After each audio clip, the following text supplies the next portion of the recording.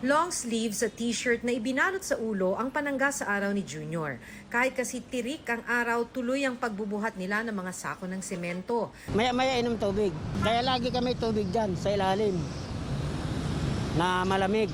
Sa datos ng Pag-asa, umabot ng hanggang 37 degrees Celsius ang heat index o ramdam na init sa Naiya, Pasay City ngayong araw. Sa heat index map ngayong araw, halos nagkulay light orange ang ilang lugar na nasa 33 to 41 degrees Celsius. Ibig sabihin, nasa extreme caution level at posible ang heat cramps at heat exhaustion. Dark orange naman sa Cotabato City sa Maguindanao na nasa 42 degrees Celsius o danger level na kung saan posible ang heat stroke. Sabi ng Pag-asa, iinit pa sa mga susunod na buwan dahil mararamdaman ang full impact ng El Nino simula Marso hanggang Mayo. Pwede raw umabot ng higit 40 degrees Celsius ang heat index sa Metro Manila sa Marso. Kung sabi natin na globally ay warmest year ang 2023.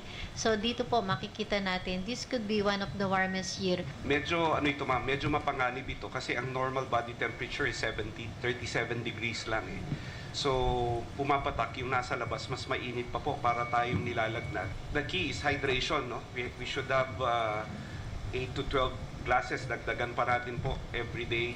Maging mga alagang hayop kailangang bantayan sa panganib ng heat stroke. Sa Pangasinan, ilang baka ang nakitaan ng mga sintomas ng heat stroke gaya ng paglalaway at panghihina.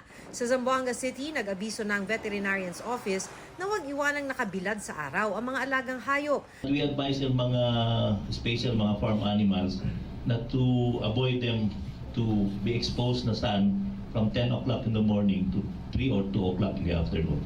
Paalala pa ng Department of Agriculture sa mga magsasaka, magtabi na ng pagkain ng kanilang mga alagang hayop.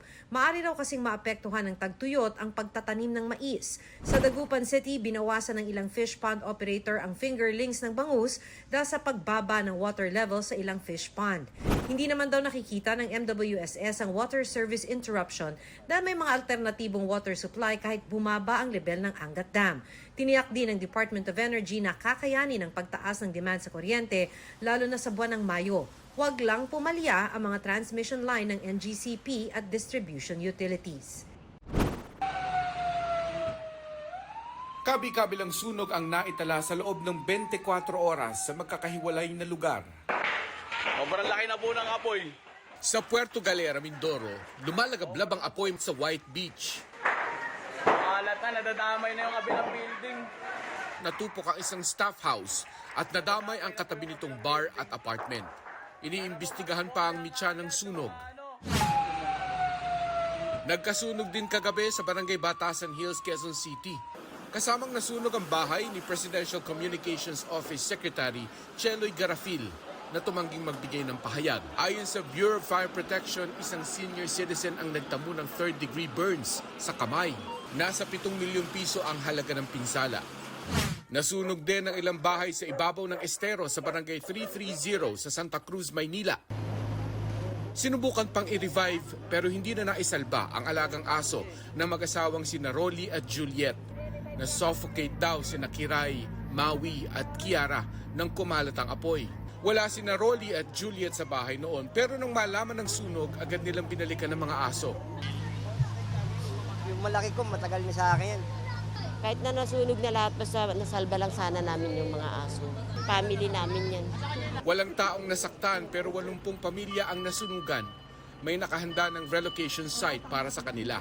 Iniimbestigahan ng Bureau of Fire Protection ang sinasabi ng mga residente na nagsimula ang sunog sa demolition project sa katabing eskwelahan. Yung nag-asetilin daw dito sa may eskwelahan, umaksak daw doon sa bahay yung pinaka-ano nung ano. Yung parang alipato. Oo. Tinutuntun pa ng GMA Integrated News ang pamunuan ng eskwelahan para kunan sila ng panig.